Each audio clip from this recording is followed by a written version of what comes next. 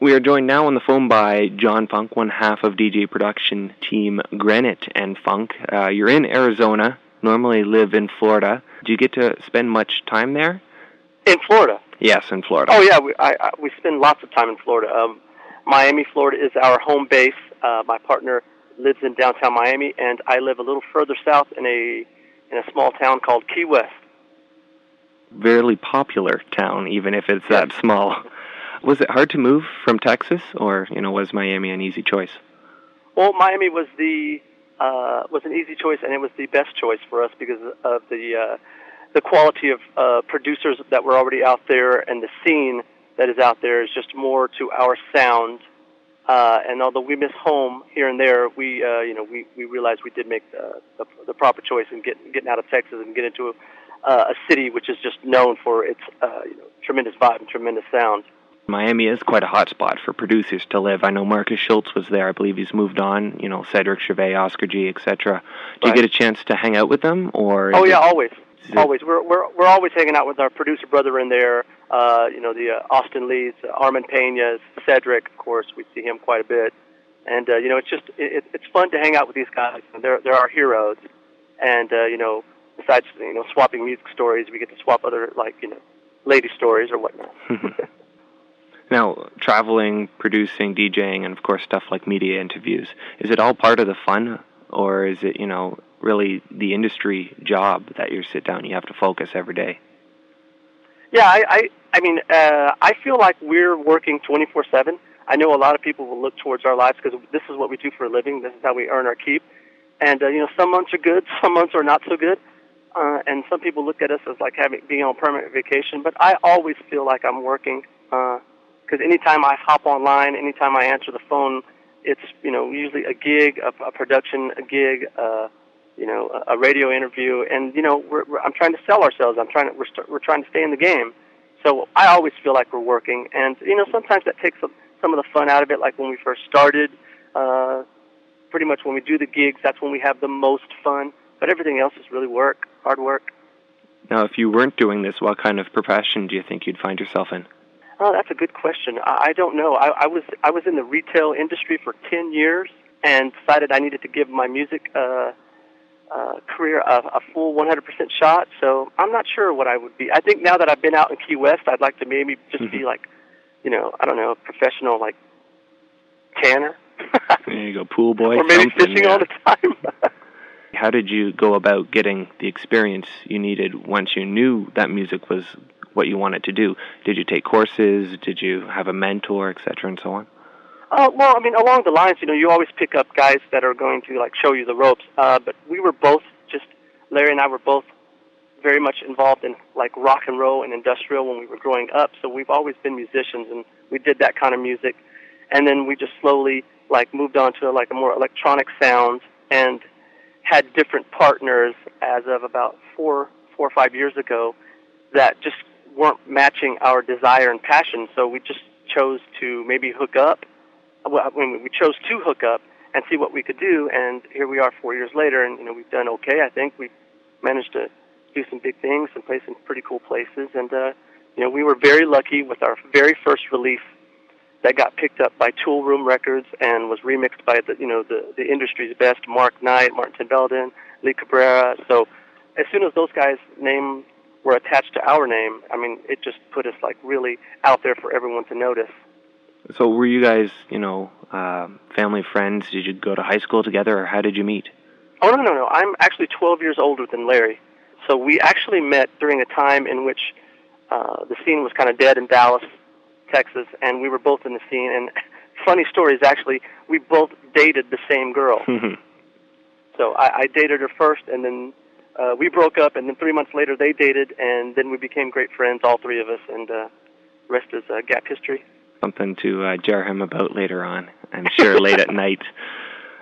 Now, how important is it to balance the old with the new, both in DJing and production? Well, it's important to be able to take what you've learned from the past, and it's also important to try to give the listeners something new.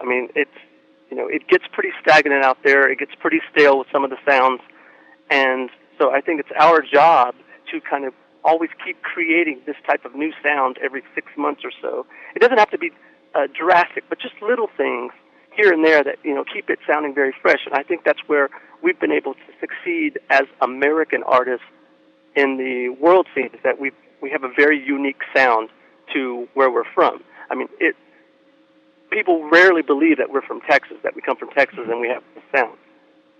And it's been honed in Miami, of course. So I think it's very important to mix old and new. Very important. I think Defuse had that same issue a couple of years ago before he was very well known as well.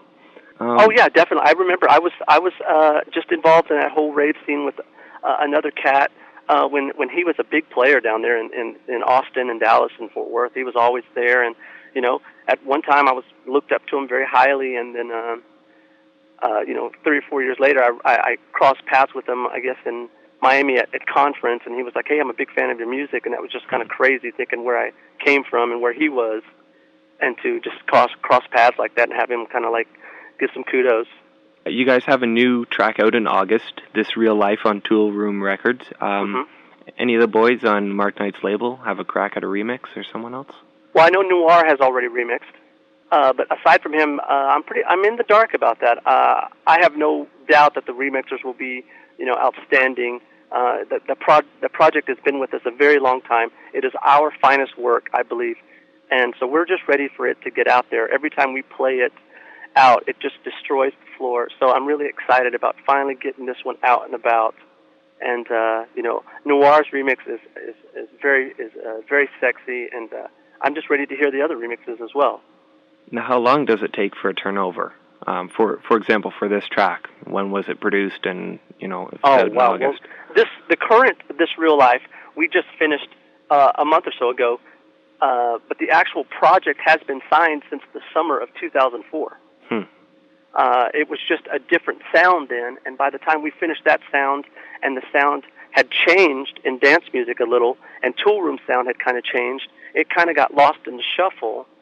And when they came to us and asked if we could probably do a 2007 version of, we did it right away, and now it's ready to come out in August. I mean, normally you don't like for things to take that long, because a lot of great songs do end up getting lost in the shuffle. It's happened to us. We've had songs that, were signed and never came out, and they just kind of go by the wayside. And we just had a song that was licensed to Southern Fried Records, which was a big thing for us, Fatboy Slim's label. Mm-hmm.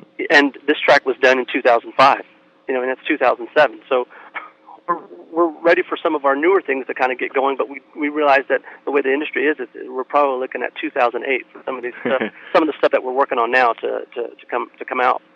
So what do you have on the way coming up? Well, we have original tracks with vocalists like Antonia Lucas, Catherine Ellis, Tom Corey-San, just some of the best in the business that have finally came and wanted to work with us. And we just got so swamped with remixing for about 6 months, and then conference hit us, that we just weren't able to really knock these out in the time frame that we wanted. So now we're stuck trying to do one every month or so, and just trying to enjoy some of the stuff that's going on. Because we've been doing music, straight up 24/7 for the last 4 years, and now we're trying to just kind of enjoy some of our accomplishments and do some radio interviews and play some more gigs. Is it all leading towards maybe an artist album in the future? This is something that we're very seriously thinking about.